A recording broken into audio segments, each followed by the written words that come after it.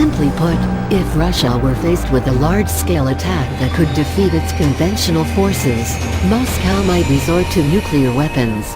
While a recent RAND Corporation study concluded that Russia could overrun NATO's member states Estonia, Latvia and Lithuania in the Baltics within 60 hours, the war games did not simulate the use of nuclear weapons. If, however, a war were to break out between NATO and Russia, nuclear weapons would certainly come into play, especially if the conflict were going poorly for Moscow.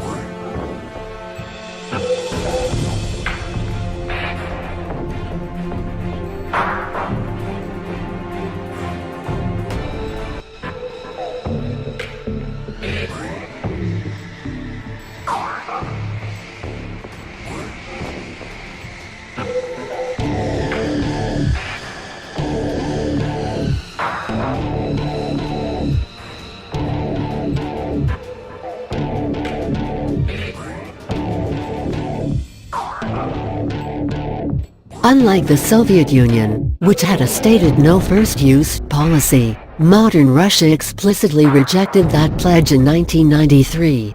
In fact, as Moscow's conventional forces continued to atrophy during the economic and social meltdown of the 1990s, Russia developed a doctrine called de-escalation in 2000. Simply put, if Russia were faced with a large-scale attack that could defeat its conventional forces, Moscow might resort to nuclear weapons.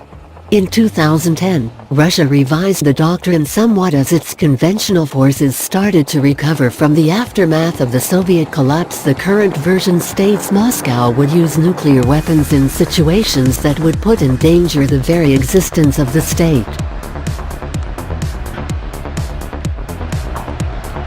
While the RAND study shows that Russia would be able to take the Baltics fairly easily, the war game didn't explore what would happen in the event of a NATO counteroffensive. The RAND study simply states, such a rapid defeat would leave NATO with a limited number of options. How bad? A bloody counteroffensive, fraught with escalatory risk, to liberate the Baltics, to escalate itself, as it threatened to do to avert defeat during the Cold War, or to concede at least temporary defeat, with uncertain but predictably disastrous consequences for the alliance and, not incidentally, the people of the Baltics.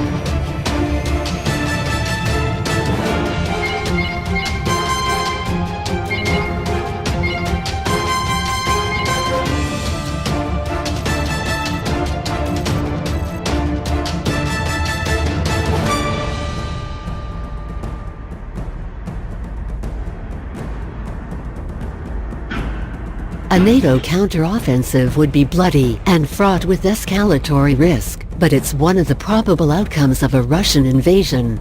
In that eventuality, Russian conventional forces, of which only a portion are well-trained and well-equipped, would likely be severely damaged or even destroyed.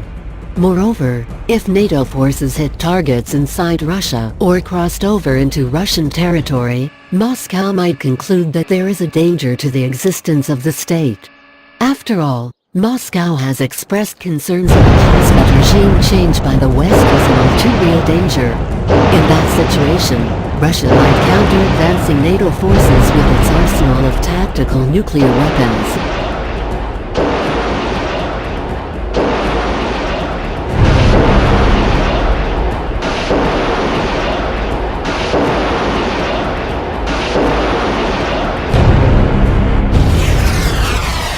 The Russian tactical nuclear arsenal is not nearly as large as the Soviet arsenal had once been, but concrete numbers are hard to come by.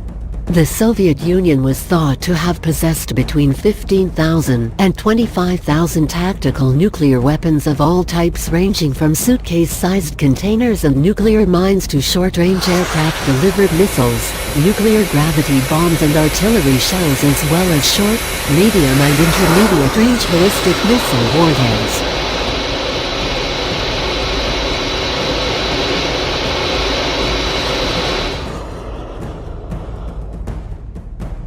While Moscow has been slowly eliminating its non-strategic arsenals since the end of the Cold War, Russia many still have as many as 4,000 tactical nuclear weapons, according to the Congressional Research Service.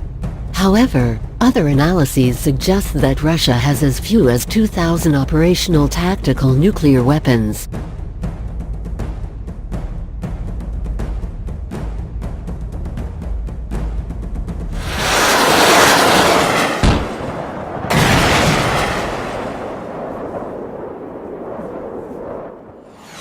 A more recent analysis by Royal United Service Institute Sigor Sujagan suggests that Russia has a maximum of 1,040 non-strategic nuclear weapons. Of those, about 128-210 warheads are assigned to the Russian ground forces. The Russian Navy has 330 tactical nuclear weapons, while the Russian Air Force has 334 non-strategic weapons. Meanwhile, Russian Air Defense Forces have a further 68 to 166 tactical nuclear weapons mounted on various surface-to-air missiles.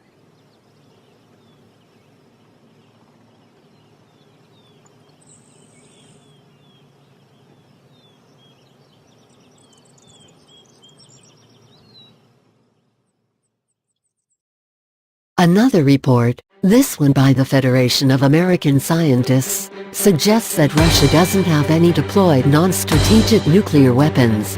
All are declared to be in central storage. Several thousand retired non-strategic warheads are awaiting dismantlement, reads the physics status of world nuclear forces.